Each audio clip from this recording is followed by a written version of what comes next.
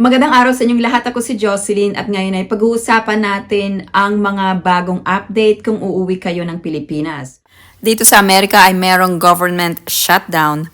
So, kokonti lamang na mga TSA workers ang nasa airport kaya mahaba po ang pila. So, depende rin sa airport na pupuntahan This ninyo. video is from George Bush International in Houston, where lines snaked underground, across terminals, and even outside.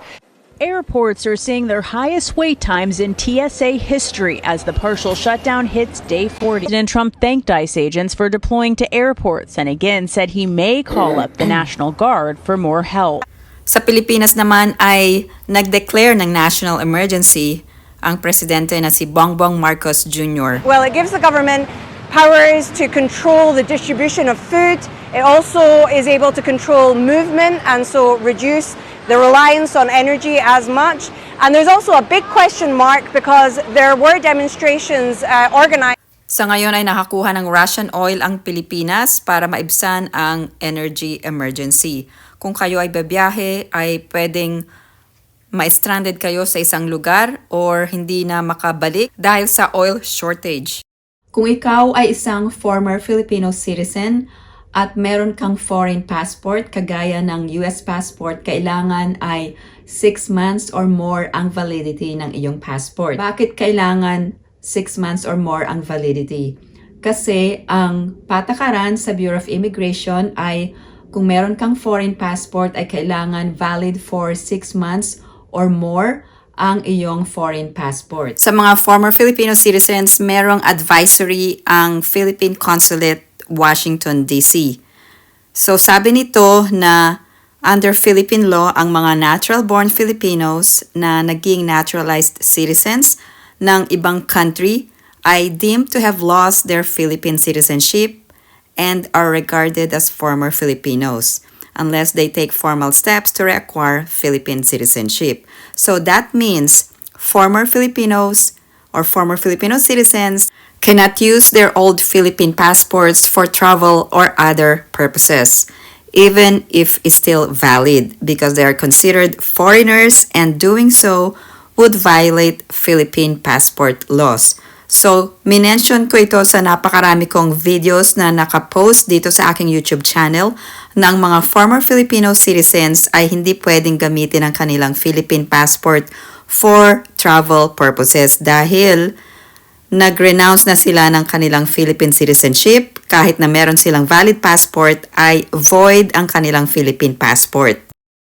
Kung less than 6 months ang passport mo ay i-recommend ko na i-renew muna ito bago ka bumili ng US passport ang ginamit ko pag-exit ng US at ganun din sa aking connecting flight sa Incheon Airport sa South Korea kasi kailangan i-scan ang iyong US passport para makakuha ka ng connecting flight papunta ng Pilipinas. Kailangan ang name mo sa iyong passport at name mo sa iyong ticket, ang iyong first name, middle name, or last name ay kailangan mag-match exactly ang lahat ng mga letters ng iyong pangalan. Kung ikaw ay isang dual citizen at babiyahe ka papunta ng Pilipinas at meron kang foreign passport, for example, meron kang US passport pero dual citizen ka, kung magre-register ka sa e-travel ay gagamitin mo ang iyong US passport or foreign passport dahil walang option sa e-travel registration kung ikaw ay isang dual citizen. So walang nakalagay doon na option kung ikaw ay isang dual citizen. So kailangan mamili ka ng isang passport na gagamitin mo kung dalawa ang iyong passport as a dual citizen. Lahat ng pasahero na uuwi ng Pilipinas ay kailangang mag-register for e-travel. So walang exceptions. Ngayon, ang ginamit ko sa pagre-rehistro ay ang aking US passport para merong consistency sa aking ticket at itinerary. Paglapag ninyo sa airport ay makikita sa bawat sulok ng airport ang notice na ang e-travel registration ay mandatory. So lahat ng pasahero must complete the e-travel prior to arrival or departure from the Philippines. So nakalagay dito, failure to register may be a cause for denial of entry. At kung hindi naka-roaming ang phone ninyo ay may hirapan kayo na mag-connect sa internet pagdating sa airport.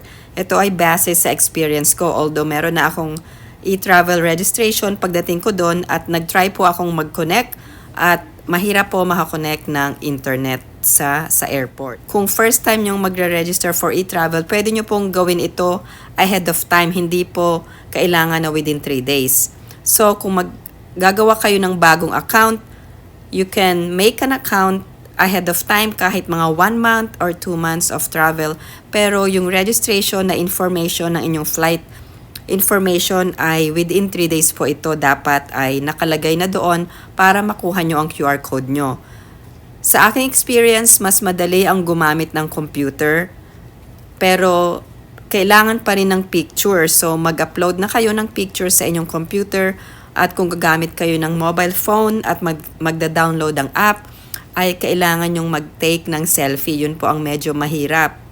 Pero once na naka-register kayo at gumamit kayo ng computer or laptop, mas madali pong mag-register dahil meron na kayong ready na picture na in-upload ninyo. Minsan kasi ayaw gumana yung selfie na function doon sa e-travel. So yung iba ay nahihirapan pero may isa pang option. Pwede nyo ring gawin yung travel registration sa egov.ph. Pero ang ginamit ko ay nag-search po ako ng website.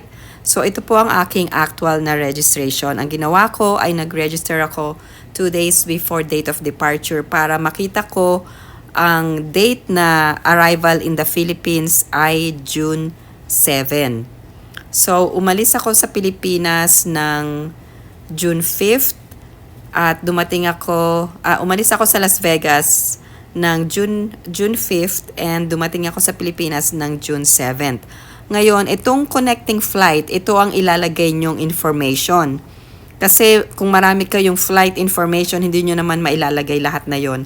Ang importante ay yung last na flight nyo papunta ng Pilipinas. So ito ang aking actual na registration from Las Vegas to Korea, then Korea to Manila. So yung flight information ang flight information ay Korea to Manila. Ito po ang actual scene pagbaba nyo sa airport at sa immigration. Pipila kayo. Kung meron kayong foreign passport, dun kayo sa foreign passport. At kung meron kayong Philippine passport, pupunta kayo sa Philippine passport na line. Sa mga nagtatanong paano makakuha ng balikbayan privilege, ibibigay po ang balikbayan privilege pagdating nyo po sa airport. So sa immigration, once na ipakita nyo ang inyong foreign passport, kung kayo ay former Filipino citizen, ay lalagyan po ito ng stamp na BB.